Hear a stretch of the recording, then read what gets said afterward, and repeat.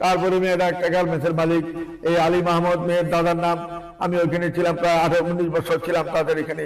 তারা এত ভালো মানুষ বলার মতো না। এবং 17 নম্বর ওয়ার্ড মেদিনার এই জমিদার এখানে হরিণ পালন, আর ওই হরিণের বাগান, এরা বাগানের ভিতরে শুধু হরিণ আর হরিণ ঘোরাফেরা করতেছে, পাতা লতা খাইতেছে। এরকম একটা ফ্যামিলি বাংলাদেশে দ্বিতীয় আর হয় না। এমন একটা ফ্যামিলির মেয়েরা 2টা বোন, একটা ভাই মাত্র। হাজার হাজার কোটি টাকার সম্পদ মেয়ের নামে রয়েছে। আমাদের ইচ্ছাপুরার ওইদিকে তাদের হাজার হাজার বিঘা সম্পত্তি রয়েছে। এবং আমাদের যে কুড়িল বিশ্ব রোডের জমিদার বলতে, আর এই জমিদার এখানে শুধু এখানে জমিদার না, 17 নম্বর ওয়ার্ড যেটা পুরা 17 নম্বরের মধ্যেই এর এই জমিদার এখানে এক ভাই আর মেয়ের বাচ্চা, তারা এক একজনের 4টা-5টা করে গার্মেন্টসের মালিক। কোনটা 7 তলা, কোনটা 10 তলা, কোনটা 12 তলা, কোনটা 15 তলা, এইভাবে রয়েছে। এবং প্রত্যেক সেক্টরেও তাদের বাড়ি রয়েছে, নিকুঞ্জ থেকে আরম্ভ করে উত্তরা থেকে আরম্ভ করে বাড়ি গাড়ি অভাব নেই তাদের।